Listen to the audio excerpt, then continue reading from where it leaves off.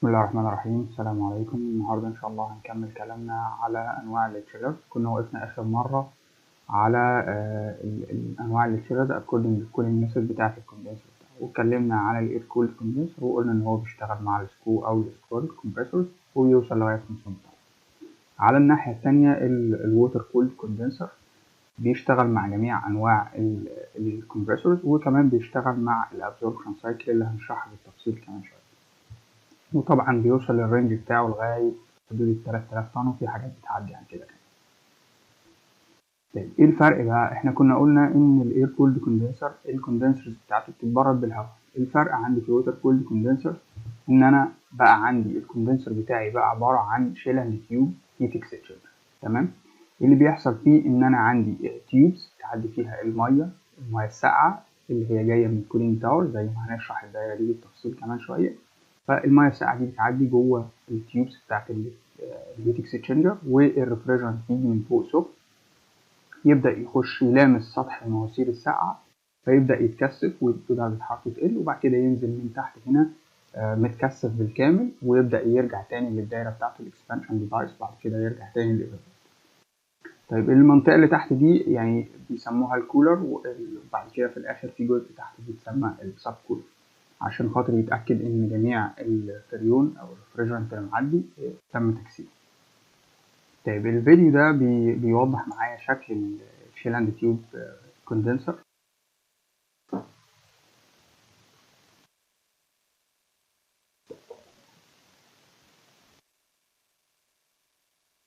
تمام، ده شكل الكولينج ووتر. بيدخل في المواسير دي وبيبدأ يخش من فوق، الريفريجرانت السخن جاي من فوق أهو، هيبدأ يعدي على المواسير ويبدأ يتكثف، ونشوف النقط بتاعته معدية من تحت. تمام، بيحصل له كوندنسيشن على المواسير ويبدأ ينقط الريفريجرانت يبقى سائل، وبعد كده يبدأ يتسهل من تحت. اللي بالأزرق تحت ده الساب كولر، وبعد كده هنا بيبقى خلاص الليكويد ريفريجرانت اوتلت بيطلع منه.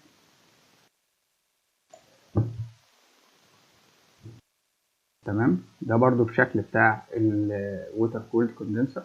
الووتر كولد تشيلر ده الكمبريسور بتاعي بيبقى فوق. تمام، هنا ده الكوندنسر بتاعي. تمام، ده الدخل اهو بتاع اللي داخله على الكوندنسر، وبعد كده هنا الكولينج ووتر بيجي من هنا ويطلع من هنا، وبعد كده بعد ما يتكثف الفريون بيبدأ ينزل تحت على الاكسبانشن ديفايس، ويبدأ يخش على الايفابوريتور اللي هو الناحية التانية، واللي بتبقى فيه مواسير التشيلد ووتر رايحة جاية. طيب الفيديو ده برضو بيوضح الفكرة بتاعت العمل بتاعت التشيلر. تمام، هنا الريفريجرانت جاي من الايفابوريتور وبيطلع بالماسورة دي يخش على الكمبريسور بتاعي. هنا الكمبريسور بتاعي هو هيليكال روتري أو سكرو يعني، يبدأ يتضغط عشان يوصل للضغط بتاع الكوندنسر، وبعد كده بيبدأ يخش على الكوندنسر.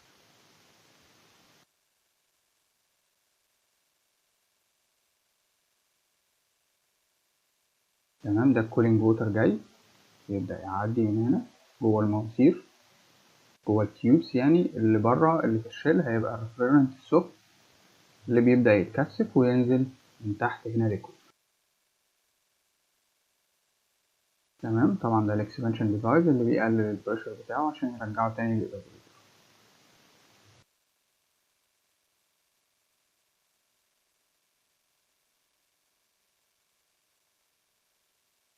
بعد كده تبدأ المية بتعدي، المية اللي تشيلد ووتر بتعدي، ويحصل تبادل الحرارة ما بين الريفريجرانت الساقع والمية السخنة اللي جاية، بتبدأ المية تخش سخنة من هنا وتطلع ساقعة.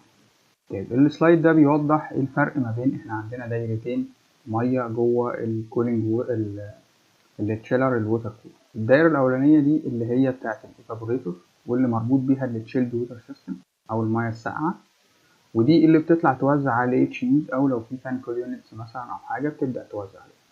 طيب على الجانب التاني هنلاقي عندنا الدايرة بتاعة الكوندنسر ووتر أو دايرة الكولينج تاور ووتر. بتبدأ دي بتبقى مربوطة بالكوندنسر، وبتبدأ تطلع للمية تتبرد وترجع تاني، فدي دايرة منفصلة عني. فالووتر كولد تشيلر بيبقى متوصل فيه 4 مواسير، ماسورتين للكولينج ووتر وماسورتين للتشيلد. طيب ده شكل اهو. احنا قلنا التشيلر الووتر كولد بيبقى ممكن نركب عليه كومبريسور هيليكال روتري او سكرو، وده الشكل بتاعه. هو ده الايفابوريتور. هنا عندي الكمبريسور بتاعي، بعد كده هنا عندي الكوندنسر بتاعي، وهنا طبعا السيستم بتاع الاويل سيبريشن اللي بيعمل لوبريكيشن للبيرنج والحاجات دي، وعندنا طبعا هنا الكنترول بانل بتاعتي. طبعا ده نفس الحكاية، بس هنا عندنا الكمبريسور مختلف، ان هو الكمبريسور سنتريفيجال كومبريسور. شكرا، نشوفكم المحاضرة الجاية.